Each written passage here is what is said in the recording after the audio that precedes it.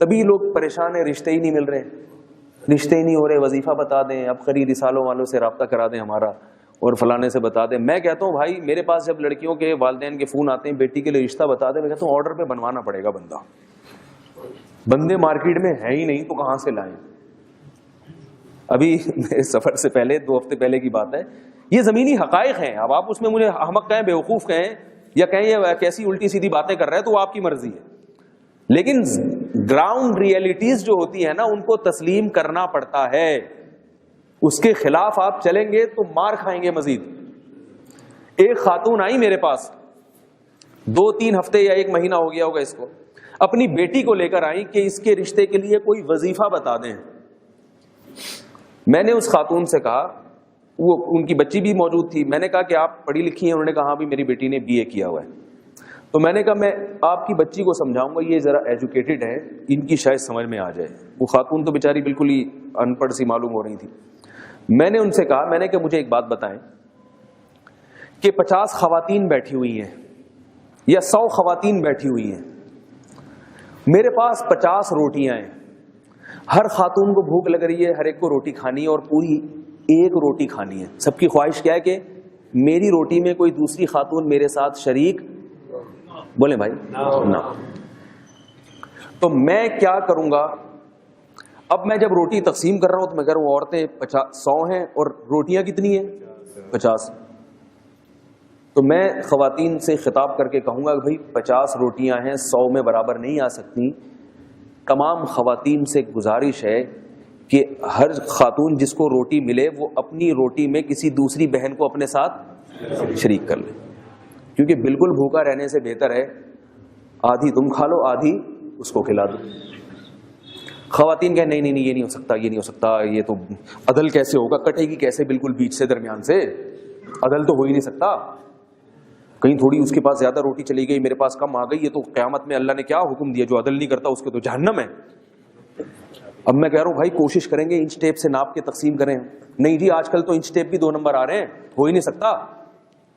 حضرت مولانا اشرف علی تھانوی نہیں عدل کر سکے تھے، وہ تربوز کو ایسے درمیان سے کاٹتے تھے، تو آج کون عدل کرے گا؟ ناممکن ہے.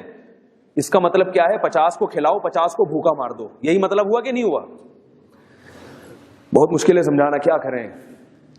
تو میں نے اس خاتون سے کہا کہ میں وہ 50 روٹیاں آپ کی اس تحریک سے متاثر ہو کر کہ دوسرا شریک نہ ہو، میں نے 50 خواتین کو دے دی اور باقی 50 بیٹھی ہوئی ہیں. ان کو جب روٹی نہیں مل رہی تو وہ کہہ رہی ہے کسی نے کچھ کر دیا ہے ہمارے اوپر، بندش لگا دی ہے، فلاں بابا نے بندش لگا دی، میری نند نے میری جو ہے نا وہ بھابھی جو ہے نا اس نے یہ میرے ساتھ کی ہے، وہ مجھ سے پہلی ٹیڑھی آنکھوں سے دیکھتی، اس نے جادو کروایا جو میرے رشتے ہی نہیں ہو رہے. بھائی ہے ہی نہیں، روٹی ہے ہی نہیں تو کہاں سے ملے گی؟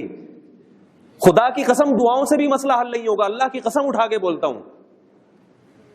فطرت نے اللہ نے جس چیز کا جو حل رکھا ہے وہ حل اختیار کریں گے پھر دعا قبول ہوتی ہے. حل اختیار کر ہی نہیں رہے، اس کا جو اللہ نے حل رکھا ہے وہ کر ہی نہیں، تو الٹے لٹک کے دعائیں مانگتے رہیں، آپ روتے رہیں ساری رات تہجد میں، خدا کی قسم دعا قبول نہیں ہوگی. اللہ نے جس چیز کا جو حل رکھا ہے اس کو اختیار کریں گے. اب دیکھو میں نے 50 کو وہ روٹی بانٹ دی اور 50 بھوکی بیٹھی ہیں، میں ان کے لیے دعائیں مانگ رہا ہوں.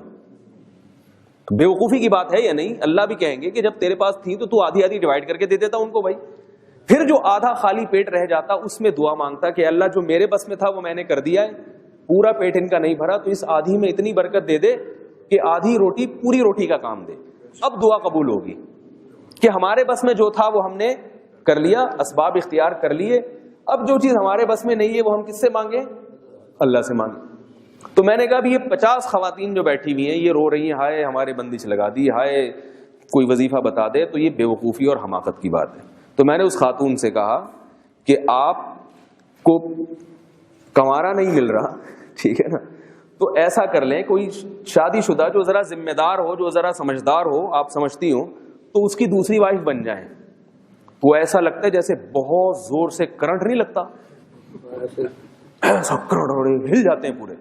میں نے کہا پھر بیٹھے نہیں جا کے، اللہ کرے آپ کی ہو جائے، لیکن اگر آپ کی ہو گئی تو پھر کوئی دوسری رہ جائے گی، کیونکہ آپ کو روٹی مل گئی تو کسی دوسری کا نقصان ہو جائے گا. تو یہ ایک حقیقت ہے کہ جو زمینی اسباب ہیں جب تک آپ وہ اختیار نہیں کریں گے تو اللہ پہ توکل بھی جائز نہیں ہے اور دعائیں بھی آپ کے کام نہیں آئیں گی.